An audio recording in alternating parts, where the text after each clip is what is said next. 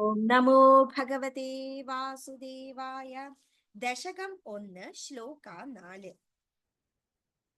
നിഷ്കമ്പേ നിത്യപൂർണേ നിരവധി പരമാനന്ദ പീയൂഷരൂപേ നിർലീൻ അനേകമുക്താവലി സുഭഗതമേ നിർമ്മല ബ്രഹ്മസിന്ധൗ കല്ലോലോലാസതുല്യം ഖലു വിമലതരം സത്വം ആഹുത്തദാത്മാ കസ്മാന്നഹന്നോ നിഷ്കളഃ ത്വം സകള ഇതി വജഃ ത്വത്കലാസു ഏവ ഭൂമൻ. നിഷ്കമ്പേ, അനക്കമില്ലാത്തത്, ഒരു സ്ഥലത്ത് തന്നെ സ്ഥിരമായി നിൽക്കുന്നത്. നിത്യപൂർണേ, നിത്യം എന്ന് പറഞ്ഞാൽ എപ്പോഴും. പൂർണേ, പൂർണതയായിട്ടുള്ളത്. നിരവധി, അനേകമായ, അളവില്ലാത്ത വിധം. പരമാനന്ദം, പരമമായ ആനന്ദത്തെ തരുന്നത്, അങ്ങേയറ്റം നമ്മളെ ആനന്ദിപ്പിക്കുന്നത്. പീയൂഷം, അമൃതത്തെ പോലെ മധുരത തരുന്നത്. രൂപേ, ഭഗവാന്റെ സ്വരൂപമായിട്ടുള്ളത്. നിർലീൻ, വളരെയധികം ലയിച്ചിരിക്കുന്നത്. അനേക, ധാരാളം. മുക്താവലി, മുക്ത ആവലി, അതായത് മുക്ത പുരുഷന്മാർ, മുക്തി ലഭിച്ച പുരുഷന്മാർ, വൈകുണ്ഠത്തെ പ്രാപിച്ച് പ്രസിദ്ധരായിട്ടുള്ളവർ. സുഭഗതമേ, ലയിച്ചിരിക്കുന്നത്. നിർമ്മല, പവിത്രതയാർജിച്ചത്. ബ്രഹ്മസിന്ധൗ, ബ്രഹ്മജ്ഞാനമാകുന്ന കടൽ. കല്ലോലോലാസതുല്യം, അതായത് സമുദ്ര കല്ലുകളിൽ ഉല്ലസിച്ച് തിരയാടുന്ന അലകൾക്ക് തുല്യമായത്. ഖലു, ശ്രേഷ്ഠന്മാർ. വിമല തരം, വിമലം എന്ന് പറഞ്ഞാൽ ശുദ്ധമായത്, പവിത്രയായത്. വിമല തരം എന്ന് പറഞ്ഞാൽ അത്യന്തം ശുദ്ധമായത്, അത്യന്തം പവിത്രതയോട് കൂടിയത്. സത്വം, സത്വഗുണത്തെ ആർജിച്ചത്. ആഹു, അറിവുള്ളവർ. തദാത്മാ, തദ് ആത്മാ, തദ് എന്ന് പറഞ്ഞാൽ ഭഗവാന്റെ, ആത്മാ എന്ന് പറഞ്ഞാൽ ഭഗവാനാകുന്ന ആ ആത്മാവ്. കസ്മാൻ, വിഗ്രഹം. നഹ, ഒരിക്കലും. ന, ഇല്ല.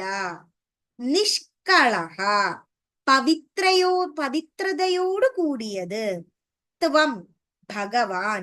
സകള, കലർപ്പുള്ളവൻ. ഇതി, ഇങ്ങനെ. വജഹ, വജസ്സുകൾ, വാക്കുകൾ കൊണ്ട് പറയപ്പെടുന്നത്. ത്വത്, ഭഗവാന്റെ. കളാസു, അംശാവതാരം. ഏവ, മാത്രം. ഭൂമൻ, ഭഗവാൻ.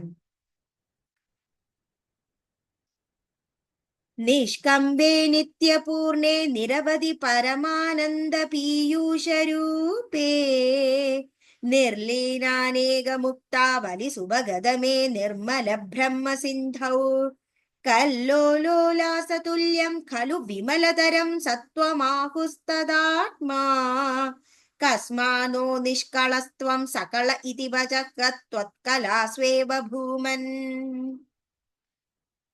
അനക്കമില്ലാത്തതും എപ്പോഴും പൂർണതയാർജിച്ചതുമായ, അളവില്ലാത്ത അങ്ങേയറ്റം ആനന്ദത്തെ തരുന്നതും അമൃതമാകുന്ന ഭഗവാന്റെ ആ സ്വരൂപം.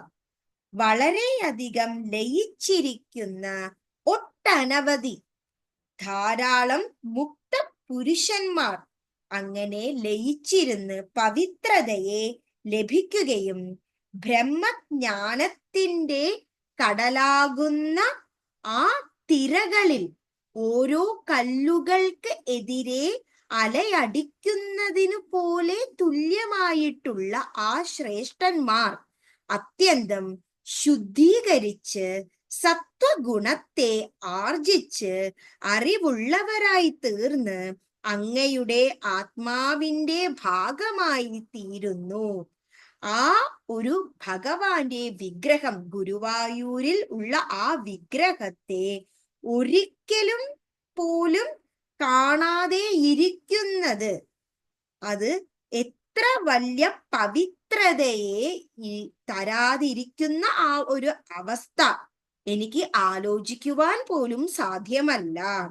ആ കലർപ്പില്ലാത്ത ഭഗവാന്റെ ആ അംശാവതാരത്തെ മാത്രം കാണുവാൻ എത്രയോ പുണ്യം ചെയ്തിരിക്കുന്നു ആ